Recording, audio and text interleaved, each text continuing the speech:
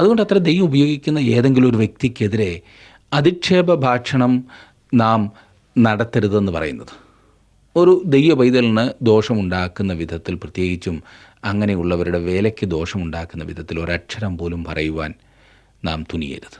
വളരെ വ്യത്യസ്തങ്ങളായ മാർഗങ്ങളും മാധ്യമങ്ങളും ഉപയോഗിക്കുന്ന അനേകം ആളുകളുണ്ട്. ഞാൻ ചെയ്യുന്നതിൽ നിന്നും വ്യത്യസ്തമായി കാര്യങ്ങൾ ചെയ്യുന്ന അനേകരുണ്ട്. ഞാനായിരുന്നെങ്കിൽ അങ്ങനെ ചെയ്യില്ല എന്നത് സത്യമാണ്. എന്നാൽ അവർ ചെയ്യുന്നതും ശരിയാണ്. റേഡിയോയിലൂടെ ദൈവവചനം പഠിപ്പിക്കുവാൻ എനിക്ക് ദൈവം ഒരവസരം തന്നു. അതില്ലാത്തവരെല്ലാം ചെയ്യുന്നത് സുവിശേഷ വേലയല്ല എന്ന് എനിക്ക് പ്രസംഗിക്കുവാൻ സാധിക്കുമോ? ഇല്ല. നാം എല്ലാം ദൈവത്തോട് ചേർന്ന് പ്രവർത്തിക്കുന്നവരാണ്.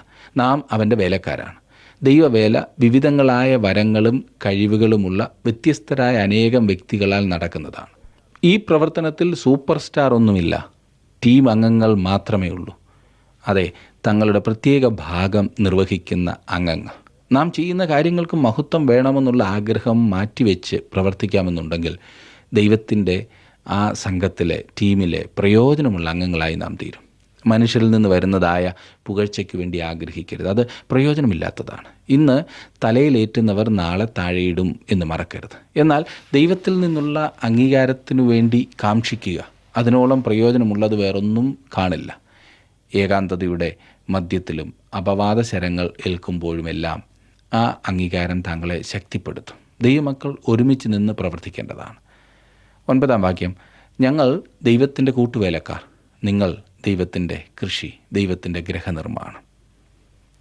ദൈവത്തിൻ്റെ കൂട്ടുവേലക്കാർ, ശുശ്രൂഷകന്മാർ ദൈവത്തിൻ്റെ കയ്യിലെ ആയുധങ്ങൾ മാത്രമാണ്. അവരുടെ പിൻപിൽ യഥാർത്ഥ വേലക്കാരനായി ദൈവം സ്ഥിതി ചെയ്യുന്നു. കൃഷിയായാലും കെട്ടിടമായാലും ഉടമസ്ഥൻ ദൈവമാണ്. ദൈവത്തിൻ്റെ കൂട്ടുവേലക്കാരായി പണിയെടുക്കുക എന്നത് എത്ര വലിയ പദവിയാകുന്നു എന്ന് നാം ഓർക്കണം. നാം 3-ാം അധ്യായത്തിൻ്റെ 10-ാം വാക്യത്തിലേക്ക് വരുമ്പോൾ അവിടെ നാം കാണുന്നത്, എനിക്ക് ലഭിച്ച ദൈവകൃപയ്ക്ക് ഒത്തവണ്ണം ഞാൻ ജ്ഞാനമുള്ള ഒരു പ്രധാന ശില്പിയായി അടിസ്ഥാനമിട്ടിരിക്കുന്നു. മറ്റൊരുത്തൻ മീതെ പണിയുന്നു, താൻ എങ്ങനെ പണിയുന്നു എന്ന് ഓരോരുത്തരും നോക്കിക്കൊള്ളട്ടെ. 1900 വർഷങ്ങൾക്ക് മുൻപ് അടിസ്ഥാനമിട്ട് താങ്കൾക്കോ എനിക്കോ അതിടുവാൻ സാധ്യമല്ല. ക്രിസ്തുയേശു ആകുന്ന ആ അടിസ്ഥാനത്തിലേക്ക് ചൂണ്ടിക്കാണിക്കുക മാത്രമേ നമുക്ക് ചെയ്യുവാൻ സാധിക്കൂ. ആ അടിസ്ഥാനത്തിന്മേൽ നമുക്ക് പണിയാവുന്നതാണ്. ദൈവവചനം എത്രയും അധികം അറിയിക്കുക, മനുഷ്യരെ രക്ഷിക്കുവാൻ കഴിയുന്ന ഒരേ ഒരു കാര്യമായ സുവിശേഷം പ്രസംഗിക്കുക എന്നിവയാണ് ഏറ്റവും പ്രധാനപ്പെട്ടത്. 11-ാം വാക്യം, യേശുക്രിസ്തു എന്ന ഇട്ടിരിക്കുന്ന അടിസ്ഥാനമല്ലാതെ മറ്റൊന്നിടുവാൻ ആർക്കും കഴിയുകയില്ല. താങ്കൾ അവൻ്റെ മേലാകുന്നുവോ പണിയുന്നത്? ഒരു വിശ്വാസിക്കുള്ള ഏറ്റവും പ്രധാനപ്പെട്ട ഒരു ചോദ്യം അതത്രേ. താങ്കൾ ക്രിസ്തുവിങ്കിലേക്ക് വന്നപ്പോൾ താങ്കൾ പ്രവർത്തനങ്ങൾ ഒന്നും ഇല്ലാതെയാണ് വന്നത്. എല്ലാം ലഭിക്കുവാനായി ഒന്നും തന്നെ താങ്കൾ കൊണ്ടുവന്നില്ല. ക്രിസ്തുവാകുന്ന ആ പാറമേൽ താങ്കളെ അവനാക്കി.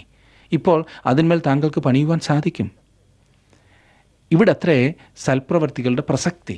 ഒരു കെട്ടിടം അതിൻ്റെ അടിസ്ഥാനത്തോളം മാത്രമാണ് ശക്തമായിരിക്കുന്നത്. നമ്മുടെ ജീവിതത്തിൻ്റെ അടിസ്ഥാനം ക്രിസ്തുവാകുന്നു. അവനാണ് നാം ആയിരിക്കുന്നതിൻ്റെ കാരണം. അവൻ നൽകിയ മാതൃക അനുസരിച്ചു വേണം നാമും നമ്മുടെ പ്രവർത്തനങ്ങളും. എപ്രകാരത്തിലുള്ള ഒരു അടിസ്ഥാനത്തിന്മേലാകുന്നു താങ്കൾ ജീവിതത്തെ പണിയുന്നത്? 12-13 വാക്യങ്ങൾ, ആ അടിസ്ഥാനത്തിന്മേൽ ആരെങ്കിലും പൊന്ന്, വെള്ളി, വിലയേറിയ കല്ല്, മരം, പുല്ല്, വൈക്കോൽ എന്നിവ പണിയുന്നുവെങ്കിൽ അവനവൻ്റെ പ്രവൃത്തി വെളിപ്പെട്ടു വരും. ആ ദിവസം അതിനെ തെളിവാക്കും. അത് തീയോടെ വെളിപ്പെട്ടു വരും. ഓരോരുത്തരുടെ പ്രവൃത്തി ഇന്ന വിധം എന്ന് തീ തന്നെ ശോധന ചെയ്യും. ഇതിനടക്കം ഇട്ടിരിക്കുന്ന അടിസ്ഥാനത്തിന്മേൽ ഒരാൾക്ക് 6 വ്യത്യസ്തങ്ങളായ സാധനങ്ങൾ കൊണ്ട് പണി ചെയ്യാമെന്നത്ര പൗലോസ് പറയുന്നത്. പൊന്ന്, വെള്ളി, വിലയേറിയ കല്ല്, മരം, പുല്ല്, വൈക്കോൽ.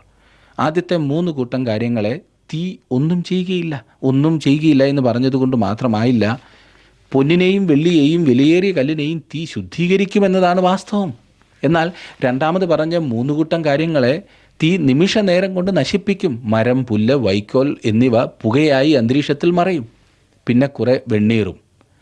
ഈ പറഞ്ഞിരിക്കുന്നതിൽ ഏതൊന്നുകൊണ്ടും അടിസ്ഥാനത്തിന്മേൽ പണിയുവാൻ ഒരു വിശ്വാസിക്ക് സ്വാതന്ത്ര്യമുണ്ട്. അതെ, പൊന്ന്, വെള്ളി, വിലയേറിയ കല്ല്, മരം, പുല്ല്, വൈക്കോൽ എന്നിവയിൽ ഏതും ഉപയോഗിച്ച് പണിയാവുന്നതാണ്. ഒരു കാര്യം, ഈ വിലയേറിയ അടിസ്ഥാനത്തിന്മേൽ പണിയുവാൻ ഉപയോഗിക്കുന്ന സാധനങ്ങൾ അടിസ്ഥാനത്തിന് യോജിച്ചതായിരിക്കണം. പൊന്ന് ദൈവത്തിൻ്റെ സ്വർഗീയ ഭാവവും ഗുണലക്ഷണങ്ങളും, വെള്ളി ക്രിസ്തു മൂലമുള്ള വീണ്ടെടുപ്പുമാണ്. വിലയേറിയ കല്ല് ക്രിസ്തുവിൻ്റെ വ്യക്തിത്വം, ശുശ്രൂഷ ഇവയാണ്. ഈ വില കുറഞ്ഞതും തീ പിടിച്ച് നശിക്കുവാൻ സാധ്യതയുള്ളതുമായ കാര്യങ്ങൾ നമ്മുടെ പണിക്ക് ഉപയോഗിക്കരുത്. ഉപദേഷ്ടാക്കന്മാർ പല വിധത്തിൽ പണിയുന്നു. ദുരുപദേശമാകണമെന്നില്ല. മാനുഷിക ജ്ഞാനം, വശീകരണ വാക്കുകൾ, ദൈവമഹത്വത്തെ ലക്ഷ്യമാക്കാതെ സ്വന്തം പുകഴ്ചയ്ക്ക് വേണ്ടിയും ദ്രവ്യാഗ്രഹത്തിൻ്റെ പ്രേരണയാലും ചെയ്യുന്ന വേലകൾ, ദൈവസന്നിധിയിൽ ഇതൊന്നും നിലനിൽക്കുകയില്ല. ഇവിടെ വേറൊരു അർത്ഥമുള്ളത്, ഒരു ദൈവ പൈതലിന് ഒരു പ്രതിഫലത്തിന് വേണ്ടി പണി ചെയ്യാവുന്നതാണ്. ഒരു വ്യക്തിയുടെ പണി നിലനിന്നാൽ, അതായത് ഇതിനോടകം ഇട്ടിട്ടുള്ള അടിസ്ഥാനത്തിന്മേൽ പണിയുന്ന പണി അത് നിലനിന്നാൽ അങ്ങനെയുള്ളവർ ഒരു പ്രതിഫലം പ്രാപിക്കും. 14 വാക്യം നോക്കിക്കാട്ടെ. ഒരുത്തൻ പണിത പ്രവൃത്തി നിലനിൽക്കുമെങ്കിൽ അവന് പ്രതിഫലം കിട്ടും എന്ന് പറഞ്ഞാൽ, അവൻ പൊന്ന്, വെള്ളി, വിലയേറിയ കല്ല് എന്നിവ കൊണ്ട് പണിതെന്നാൽ അവനൊരു പ്രതിഫലം ലഭിക്കും. ഇന്ന് നമ്മുടെ ഇടയിൽ അനുഗ്രഹീതരായ അനേകം വിശുദ്ധന്മാരുണ്ട് എന്ന അഭിപ്രായമാണ് എനിക്കുള്ളത്. എത്രയെത്ര വിശുദ്ധർ! ആരോരും അറിയാത്തവരായിരിക്കും അവർ. ഇവരിൽ ഏതാനും പേരെയൊക്കെ ഞാൻ കാണുന്നവരിൽ ഉണ്ട്. ദൈവം അതിശയകരമായ വിധത്തിൽ ഉപയോഗിക്കുന്ന വിശുദ്ധന്മാർ. അവർ പൊന്നുകൊണ്ടാണ് പണിയുന്നത്. ഒരു ചെറിയ കഷ്ണം സ്വർണം ഒരു കച്ചിക്കൂന പോലൊന്നും എല്ലാവർക്കും കാണാവുന്നതല്ല. അത് ഒരു കഷണം സ്വർണമാകുന്നു എന്ന് ഒരു പക്ഷേ ദൈവത്തിന് മാത്രമേ അറിവുള്ളായിരിക്കും. വൈക്കോൽ തുറു നിങ്ങൾ കണ്ടിട്ടില്ലേ? നമ്മുടെ നാട്ടിൽ സർവ്വസാധാരണയാണല്ലോ ഈ വൈക്കോൽ തുറുകൾ. എത്ര മൈൽ ദൂരെ നിന്നും അത് നമുക്ക് കാണാം. അത്ര വലിപ്പമുള്ള കൂനകൾ. ഇങ്ങനെ വൈക്കോൽ കൂനകൾ പണിതുയർത്തുന്ന അനേകരുണ്ട്. അവർ ചെയ്യുന്നത് എന്താകുന്നു എന്നെല്ലാവരും കേൾക്കുന്നുണ്ട് താനും. എന്തൊരു പരസ്യം! ഒരു ദിവസം ഈ വൈക്കോൽ കൂനകൾ ശോധന ചെയ്യപ്പെടും. അന്നേരം അവിടെ വൈക്കോൽ ബാക്കി കാണത്തില്ല. കാരണം ശോധന ചെയ്യുന്നത് തീ കൊണ്ടാണ്. മരം കൊണ്ടും പുല്ലുകൊണ്ടും ചെയ്യുന്ന പണിയുടെ സ്ഥിതിയും ഈ പറഞ്ഞത് തന്നെയാണ്. 15 വാക്യം. ഒരുത്തൻ്റെ പ്രവൃത്തി വെന്തുപോയെങ്കിൽ അവന് ഛേദം വരും, താനോ രക്ഷിക്കപ്പെടും, എന്നാൽ തീയിൽ കൂടി എന്ന പോലെ അത്രേ. ഇവിടുത്തെ വിപരീതത്വം ശ്രദ്ധിക്കുക. യഥാർത്ഥ അടിസ്ഥാനത്തിന്മേൽ പണിത ഒരാളുടെ പ്രവൃത്തി നിലനിൽക്കുമെങ്കിൽ അവനൊരു പ്രതിഫലം പ്രാപിക്കും. ആരുടെയെങ്കിലും പ്രവൃത്തി പുകയായി പോയെങ്കിൽ അവ ഭയങ്കര നഷ്ടത്തിലാകും. എന്നാൽ ഈ പറഞ്ഞ ആൾ, പ്രവർത്തിക്കുന്ന ആൾ രക്ഷിക്കപ്പെടും എന്ന് പറഞ്ഞാൽ, അങ്ങനെയുള്ള ഒരാൾ അടിസ്ഥാനത്തിലാകുന്നു എങ്കിൽ അയാളുടെ രക്ഷ നഷ്ടപ്പെടുകയില്ല എന്നത്രേ. അടിസ്ഥാനം ക്രിസ്തുവാകും. എന്നാൽ അങ്ങനെയുള്ള ഒരാൾ പ്രതിഫലം ഒന്നും പ്രാപിക്കില്ല. പ്രിയ സുഹൃത്തെ, താങ്കൾ ഇന്ന് എന്താണ് പണിതുകൊണ്ടിരിക്കുന്നത്? എപ്രകാരത്തിലുള്ള സാധനങ്ങൾ ഉപയോഗിച്ചാണ് താങ്കൾ പണിയുന്നത്? പൊന്നുപയോഗിച്ചാണ് താങ്കൾ പണിയുന്നതെങ്കിൽ അത് ഇന്ന് എത്രമാത്രം ആകർഷകമായിരിക്കുന്നു? ഒരുപക്ഷെ അതൊട്ടും ആകർഷകമായിരിക്കുകയില്ല. കാരണം അധികം കാണില്ലല്ലോ. എന്നാൽ വൈക്കോൽ വെച്ചാണ് താങ്കൾ പണിതുയർത്തുന്നതെങ്കിൽ ഒരു വലിയ പേരെടുത്ത് തന്നെ താങ്കൾക്ക് അങ്ങനെ പ്രകാശിച്ച് നടക്കാം. ഒരു കാര്യം, അത് പുകയായി പോകുവാൻ പോകുന്നു എന്ന് മറക്കരുത്. ഞാൻ ചിന്തിക്കുന്നത്, സ്വർഗത്തിൽ ഒരു കൂട്ടം ആളുകൾ തങ്ങളുടെ അടിസ്ഥാനം ക്രിസ്തുവിലായിരുന്നതിനാൽ അവിടെ എത്തിയവരായി കാണാവുന്നതാണ്. എന്നാൽ എവിടോ തീപിടുത്തമുണ്ടായ സ്ഥലത്ത് നിന്നും കൊണ്ടുവന്നതുപോലെ അവരെ പുക മണക്കുന്നുണ്ടാകും. അവർ ഒരായുസ് മുഴുവൻ ചെയ്തത് പുകയായി അന്തരീക്ഷത്തിൽ മറഞ്ഞു. അവരുടെ പ്രവർത്തികൾക്ക് ഒരു പ്രതിഫലവും ലഭിക്കുകയില്ല. എത്ര പരിതാപകരമായ ഒരു സ്ഥിതിയായിരിക്കും, ഇല്ലേ? താങ്കൾ ഒരു ജഡീകനായ വിശ്വാസിയാകുന്നുവെങ്കിൽ താങ്കൾക്കൊരു പ്രതിഫലം പ്രതീക്ഷിക്കുവാൻ സാധ്യമല്ല. കാരണം ദൈവവചനത്തിലൂടെ താങ്കൾ ദൈവവുമായി ശരിയായ രീതിയിൽ ബന്ധപ്പെട്ടിട്ടില്ല. ദൈവവചനം അറിയാൻ പാടില്ലാത്ത ഒരുവൻ അത്രേ ജഡീക വിശ്വാസി.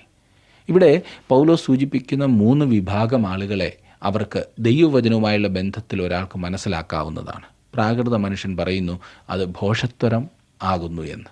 ആത്മികൻ ദൈവവചനത്തെ വിവേചിക്കുന്നു. അത് അവന് ആത്മിക ഉൾക്കാഴ്ച നൽകുന്നു. ജഡീകനായ വിശ്വാസി പറയുന്നു നമുക്കൊരു വലിയ പെരുന്നാൾ അല്ലെങ്കിൽ ഒരു വലിയ ആഘോഷം നടത്തി അങ്ങ് ആഘോഷിക്കാം. ദൈവവചന പഠനത്തിന് സമയവുമില്ല, വച്ചാൽ ആരും വരത്തുമില്ല. അല്ലെങ്കിൽ ഈ വചനം പഠിപ്പിക്കുന്ന സമയത്ത് വല്ല പാട്ടുകളായിരുന്നെങ്കിൽ ആസ്വദിക്കാമായിരുന്നു പോലും. അങ്ങനെയാണ് ജഡീകന്മാരായ വിശ്വാസികളെ തിരിച്ചറിയുവാൻ കഴിയുന്നത്. 16-17 വാക്യങ്ങൾ നോക്കിക്കാട്ടെ. നിങ്ങൾ ദൈവത്തിൻ്റെ മന്ദിരമെന്നും ദൈവത്തിൻ്റെ ആത്മാവ് നിങ്ങളിൽ വസിക്കുന്നു എന്നും അറിയുന്നില്ലയോ? ദൈവത്തിൻ്റെ മന്ദിരം നശിപ്പിക്കുന്നവനെ ദൈവം നശിപ്പിക്കും. ദൈവത്തിൻ്റെ മന്ദിരം വിശുദ്ധമല്ലോ, നിങ്ങളും അങ്ങനെ തന്നെ. ഒരു ദൈവ പൈതൽ പരിശുദ്ധാത്മാവിൻ്റെ മന്ദിരമാകും. ഈ കാര്യം പൗലോസ് വീണ്ടും നമ്മുടെ ശ്രദ്ധയിലേക്ക് കൊണ്ടുവരും. നമ്മുടെ ശരീരങ്ങൾ അവനുള്ളതാണ്. 18-ാം വാക്യം, ആരും തന്നെത്താൻ വഞ്ചിക്കരുത്. താൻ ഈ ലോകത്തിൽ ജ്ഞാനി എന്ന് ആർക്കെങ്കിലും തോന്നിയാൽ അവൻ ജ്ഞാനിയാകേണ്ടതിന് ഭോഷനായിത്തീരട്ടെ. നിർഭാഗ്യവശാൽ നമ്മുടെ പല ബൈബിൾ കോളേജുകളിലും ഇന്ന് ബുദ്ധിശാലികളായി പ്രസംഗകരെ പരിശീലിപ്പിച്ചെടുക്കുവാനുള്ള ശ്രമത്തിലാണ്. ഞാൻ അവരിൽ പലരെയും ശ്രദ്ധിക്കാറുണ്ട്. എന്നാൽ അവരിൽ ചുരുക്കം പേർ മാത്രമേ യഥാർത്ഥത്തിൽ ബുദ്ധിശാലികളായി കാണുന്നുള്ളൂ. ഞാൻ വീണ്ടും പറയട്ടെ, ദൈവത്തിൻ്റെ വചനം അറിയുന്നതും പ്രസംഗിക്കുന്നതുമാണ് പ്രധാനപ്പെട്ട സംഗതി.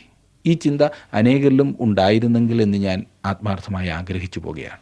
ലോകദൃഷ്ടിയിൽ ജ്ഞാനം എന്ന് വിളിച്ചു വന്ന പ്രമാണങ്ങളാലാണ് കൊരിന്തിൽ ഭിന്നതയും പ്രയാസവും ഉണ്ടായിരിക്കുന്നത്.